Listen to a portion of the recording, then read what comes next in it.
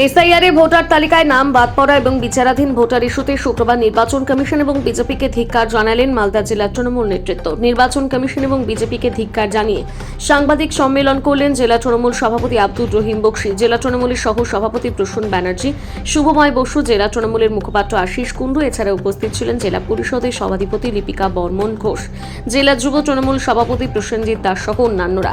তারা সকলে মিলে এদিন জেলার নাম বাদ পড়া এবং বিচারাধীন ভোটারদেরকে পক্ষ নিয়ে সুর চড়ান। পুনরায় ভোটার তালিকায় তাদের নাম ফিরিয়ে আনার দাবি জানান।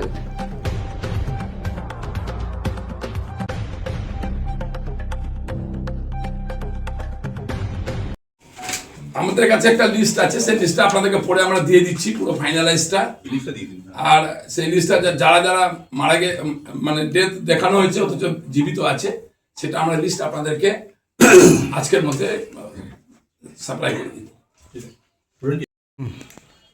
বাংলায় এসে যখন বিজেপি বারে বারে বাংলার মানুষের থেকে নির্বাচনে প্রত্যাখ্যিত হচ্ছে, যখন বাংলার নির্বাচন যখন সামনে 2026-এর, যখন এরা জানে যে বিজেপি কোনোভাবে বাংলা দখল করা যাবে না, তখন এদের কাছে একটাই উদ্দেশ্য, নির্বাচন কমিশনকে ব্যবহার করে বাংলার প্রকৃত ভোটারদের নাম বাদ দিয়ে তাদেরকে প্রতিনিয়ত টর্চার করে মানসিকভাবে ভোটার লিস্টের তালিকা থেকে বাদ দিয়ে, কখনো বাংলার বাঙালি মানুষদেরকে বাংলাদেশি বলে, রোহিঙ্গা বলে অপমান করে, বাংলার সভ্যতা সংস্কৃতি কৃষ্টিকে অপমানিত করে এরা চায় বাংলাকে দখল করতে।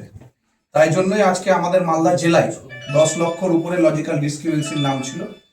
তারপরে সমস্ত বৈধ ভোটার নিজের সমস্ত ডকুমেন্টস, সচিত্র ডকুমেন্টস, সমস্ত ধরনের নাগরিকত্বের যে ডকুমেন্টস সমস্ত জমা করার পরেও আজকে 8,28,000 মানুষের নাম আজকে আমরা বিচারাধীন অবস্থায় দেখতে পাচ্ছি।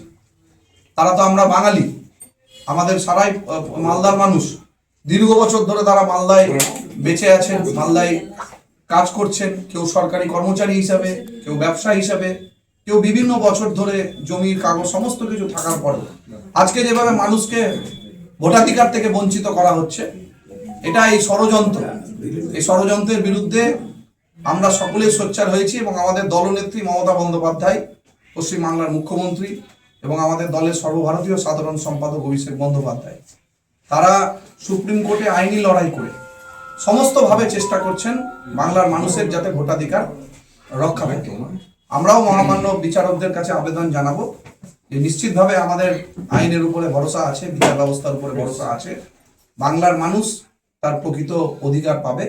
এবং আমরা কিছু রাজনৈতিক দলকে দেখতে পাচ্ছি যাদের কোনো কাজ নেই, যাদের কোনো কর্মসূচি নেই, যারা বিজেপির দালাল হয়ে কাজ করছে, এখন শুধুমাত্র বিভিন্ন ভোটকে বিভাজনের রাজনীতি করার জন্য মানুষকে ভুল বোঝাচ্ছে এবং 2-1 মানুষকে ব্যবহার করে এরা চেষ্টা করছে যাতে ভোটে বিভাজন হয় এবং যাতে বিজেপির সুবিধা হয়।